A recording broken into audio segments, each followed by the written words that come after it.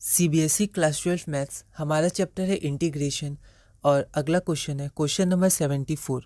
Find the integration of this. यह question all India 2019 में 4 marks का आया था। एक बार आप इसे ट्राई करिए, फिर हम आगे बढ़ते हैं।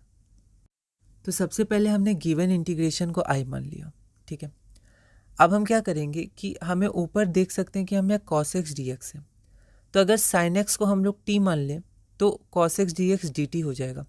पर डिनोमिनेटर में हर जगह sin x नहीं है, cos स्क्वायर x भी है। तो हमें पता है cos square x plus sine square x 1 होता है, तो cos स्क्वायर x की जगह 1 माइनस साइन स्क्वायर x लिख सकते हैं। उसको सिंप्लीफाई करें तो ये आ जाएगा। आप ब्रैकेट में लिख सकते हैं cos square x plus sine square x is equal to 1। अब हम यहाँ देखें तो अगर हम लोग sin x को t मान लेंगे तो ऊपर जो न्यूमरेटर है वो dt हो जाएगा। तो यहाँ पर हमने sin x को t मान लिया, cos x dx dt हो गया। इसको हमने इक्वेशन नंबर 1 में पुट किया तो ये इस फॉर्म में कन्वर्ट हो गया। अब ये फॉर्म वही हो गया a divided by 1 minus T, और यहाँ स्क्वायर है, ठीक है, मतलब ये क्वाड्रेटिक है, तो इसका जो न्यूमरेटर होगा पार्शियल फ्रैक्शन में वो लीनियर होगा bt प्लस सी। उसके बाद हमने वही किया, इसको चेंज किया इस फॉर्म में ताकि हम लोग कोफिशिएंट को इक्वेट कर सकें। कंपेयर करेंगे कोफिशिएंट को हम लोग, तो a माइनस भी 0 क्योंकि LHS में टी स्क्वायर का कोफिशिएंट नहीं है तो 0, टी का भी कोफिशिएंट नहीं है तो b माइनस सी भी 0, और a प्लस सी जो कांस्टेंट है RHS में, LHS में 2 है, तो a plus C is equal to 2। इसको इक्वेशन छोटा सी मान लिया ताकि मेन इक्वेशन हम लोग 3 4 लेके ही आगे बढ़े। फिर इसको हमने सॉल्व किया, ठीक है।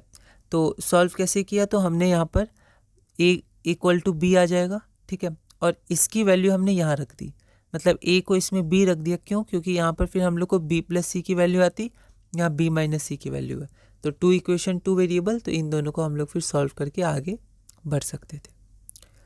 तो आप यहाँ देखिए, यहाँ पर b plus C is equal to 2, इसको इक्वेशन d मान लिया। फिर इक्वेशन b और इक्वेशन d को हमने प्लस किया क्योंकि b माइनस सी है, b प्लस सी है, तो यहाँ से b की वैल्यू 1 आ गई। फिर हम लोग ने b से c इक्वल टू 1 निकाल लिया और इक्वेशन c से इक्वल टू 1 निकाल लिया।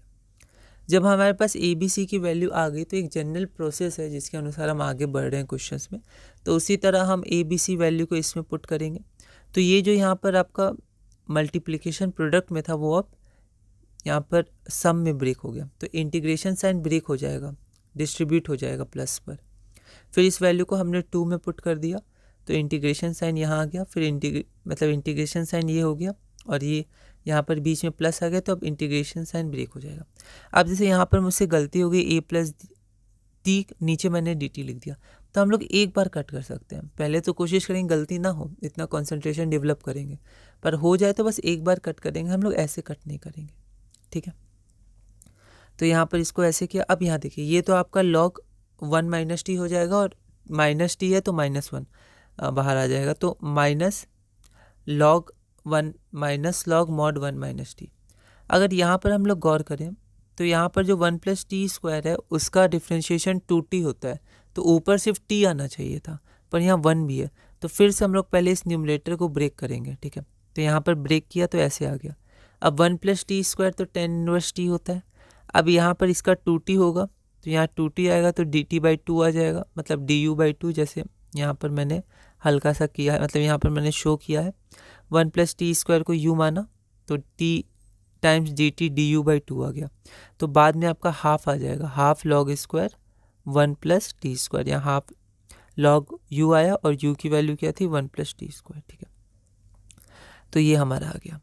अब t की वैल्यू क्या थी, तो t की वैल्यू थी साइन x।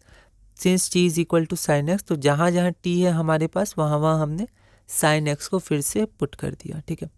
तो minus log mod 1 minus sine x plus 10 inverse sine x plus half log 1 plus mod 1 plus sine square x, T square था।